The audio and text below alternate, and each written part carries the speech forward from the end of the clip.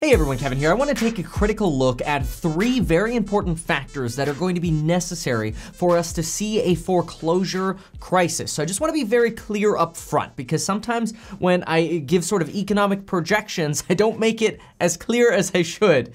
These are inflection points that we want to be careful of. In other words, in like simple English, if 1, 2, or 3 happen, it's bad, and maybe we'll see a foreclosure crisis. If we don't see those things happen, then we might not see the foreclosure crisis, all right? So that's what we're gonna talk about in this video. I'm gonna try to keep it very simple, but those are going to be the 3 things to watch for. And yeah, it gets complicated because you could have a combination of those 3 things as well. But again, I'll try to keep it as simple as possible. So look, let's just start with the facts. The bottom line is, as of April 14th, there were 3 million homeowners in mortgage forbearance, which means they're not making their mortgage payments, which means right now they're kind of creating this large Thor's hammer, you know, kind of like every month they're not paying their payments. They're building up this hammer and slowly making it larger and larger over their head. And we're all just kind of waiting for that hammer to drop and crush them, because then there'll be a foreclosure crisis. I mean, nobody really wants people to lose their homes, right?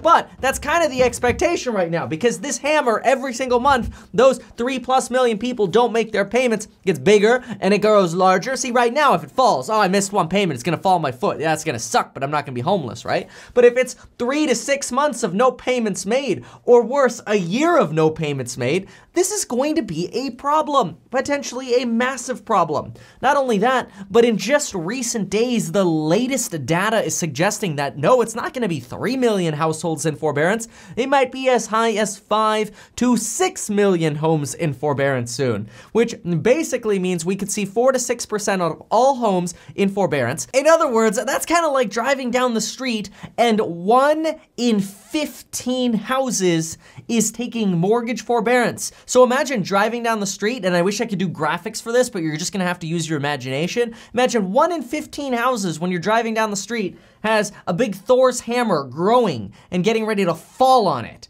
Yeah. And so we gotta talk realistically here about what to be careful of and the 3 signals to be watchful of. But first, it's helpful to have a little bit of background and some actual data. The data I'm gonna use here is directly from CoreLogic, and it's gonna be very helpful for us understanding what's going on here. Also, I'm going to start with 2 quick projections. The first projection is from the secondary mortgage market. Freddie Mac predicts that prices in 2020 will increase about 0.5%, and we'll see approximately a 0.7% price increase next year. That's Freddie Mac, okay? So they think prices are gonna stay pretty flat. Now we're gonna go into the CoreLogic data here in a second and see if they've lost their mind. I will also add, though, that the Federal Reserve Bank of Richmond, this is one of the banks under Jerome Powell, okay? They say if unemployment stays at 20% through 2021, then unemployment can lead prices to fall by up to 15% by 2025. That is, in 5 years, we'll see prices 15% lower, and then we'll see a rebound. But that is a worst case scenario model. So you have 2, not Kevin models here. These are 2 industry giants giving you kind of a case for 2021 and this year, and 1 case for the next 5 years as a worst case scenario. Now let's get into the CoreLogic data and see what we think about this, because I don't necessarily believe everything that I read. Actually, I barely believe anything that I read. I try to multi-source everything for y'all. Okay, here's the data from CoreLogic. Let's go back. It's a throwback year, all right? Throw them back to 2009. In 2009, negative equity was 26%. That means 1 in 4 houses were upside down. And now if you already were a real estate investor then, or you were a real estate agent, you probably know, or you studied it, you probably know that 2009 wasn't exactly the bottom of the real estate market. 2009 was almost kind of like, look, the market started falling back at the beginning, or rather I should say the end of 2005. We started seeing the peak was like the end of 05, right? Prices came down, 2009 things accelerated, but things didn't bottom out until 2011. possibly even near the end of 2011. So this is actually a good stat to have, that 1 in 4 homes had negative equity in 2009. And so what fueled a foreclosure boom, I guess I shouldn't really call it a boom, a foreclosure crisis in 2009 was a few different things. Do you remember these loan programs? We had things like Neg-Am loan programs, which if you're not familiar with that, here's basically the 2 cents on Neg-Am. Hey, if we did a 30-year mortgage on your loan, your payment would be $2,000 a month. But you don't make enough money for that. How about this? Because prices never go down, instead of you paying $2,000 and 4% interest, how about we make you pay no interest for the first few years? We'll just add the interest you owe to the back of the loan. And how about your payments only $1,200 for the first, let's say, year or two? That sounds good. I mean, in a year or two, because prices always go up, you could just refinance in the future. You'll get rid of your mortgage insurance then, and you're good. You're off to the races. You can be part of the dream of owning real estate and making money. This kind of madness, by the way, totally real. That's why they had ninja loans. No income, no job, no assets. Dead people were getting loans. This stuff existed. And so in 2009, when 1 in 4 homeowners were upside down, and of those homeowners, a substantial portion of them had what were known as these subprime loans, which is just basically like the stinky, ugly, hot potato nobody wants to hold. Those homeowners are like, oh, okay, well, the lender said I could refinance. Hey, yo, can I refinance? Did you hear Lehman Brothers just went BK and the world is ending? The answer is no. Credit markets tightened, and what are you left with? People who can't refinance. People can't refinance. Their payment all of a sudden goes from the $1,200 they thought they were going to have back to $2,000 where it should have been. All of a sudden, they can't even make that payment because they were never qualified to begin with. They were speculating on appreciated values in the future, which is moronic. And guess what? People are forced into foreclosure. Unlocking credit markets doesn't even mean anything because people can't then refinance because values are lower. Bad. Now, let's fast forward in a little bit more of a calm way, Kevin. What do we got going on now? Well, now we have 1.9 million households with negative equity as of 2019 per CoreLogic. That represents less than 2% of our housing stock has negative equity in 2019. Now, I understand the initial thing we're thinking of, well, just wait and see how much negative equity people have when prices fall. And this is fair. Let's analyze that. But first, we have to know what goes into the underlying loans. How many of these ninja and subprime loans do we have these days? In fact, if we look at our consumer finance department, they tell us that the percentage of outside or sort of private securitization, which is just a really fancy way of saying crappy loans that companies who want more money are putting together, is way low. As you can clearly see by this graph, it goes up in 2009 and right back down afterwards, and it has not gone up since. Now back to CoreLogic, we can see that the average equity in a home is $177,000 across the country. Now that doesn't mean everybody has that, but that's the average equity across homes in the United States, which explains why on average, homeowners have a net worth of close to $200,000, where tenants have a net worth around $5,600.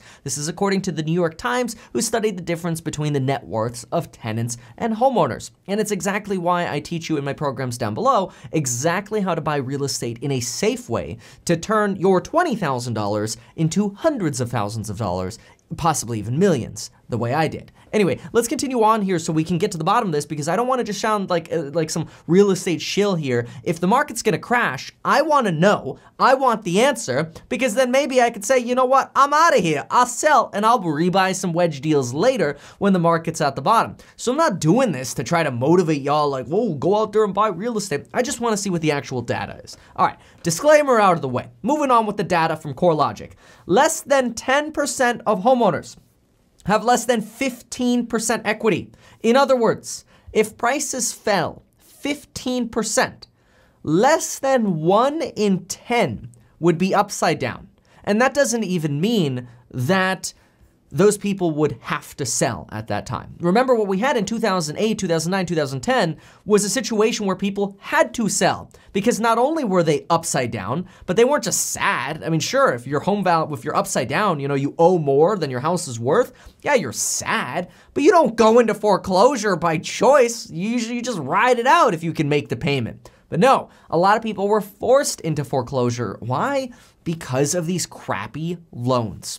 The crappy ninja loans, the subprime loans, the neg-am loans, the adjustable rate mortgages, all of that stuff is what forced people to market. That's what forced prices to come down. Now look, don't get me wrong. We are not immune to risk here. In fact, we have 3 massive risks. Number 1, if jobs don't come back, we could have a problem. When companies furlough 80,000 people, they're not going to rehire 80,000 people because consumer demand doesn't pop back. It grows slowly and over time. That's a problem. And that's problem number 1. If jobs don't come back in the same force as we're expecting them to bounce back with, yeah, we might see some people who are forced to sell their homes. And if they happen to be fixer-uppers, they will depress values in neighborhoods. Number 2, let's say we get forbearance. And we get forbearance for 6 months, and we get forbearance for up to 12 months. But then they say, you know what? You owe all the money that's due. And then guess what? People either A, didn't get the job they were expecting and had to get a lower paying job, or they got rehired at the same company, but the same company is offering them less pay, citing less demand.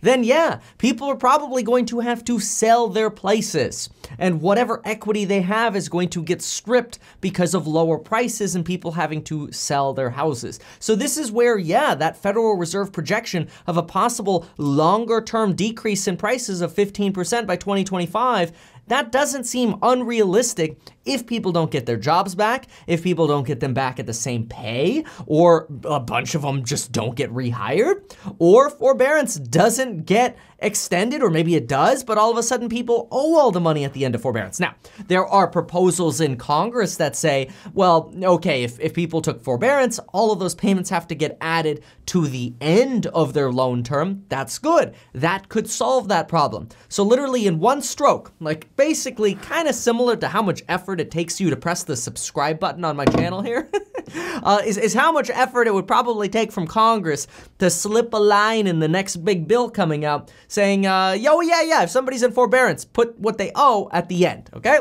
Now, the third big problem, consumer debt. Consumer debt continues to race towards all-time highs, and consumer debt could end up crushing people who already don't have a lot of either spare cash or spare net worth. Obviously, I'm a big proponent of building spare net worth over cash in the bank. If you're going to have cash, I always recommend you leave it at a brokerage account, or you invest it into index funds, or you invest it into real estate and you establish lines of credit as ways of protecting yourself. But there's no replacement for having some kind of, in emergency, break glass and you have access to capital. If you don't have access to capital and your consumer debt is rising, your credit cards are going through the roof, the payday advances are going nuts, and you happen to own real estate as well, yeah, you're gonna be screwed. As soon as the unemployment situation wears off and the stimulus is gone, there is going to be a massive problem.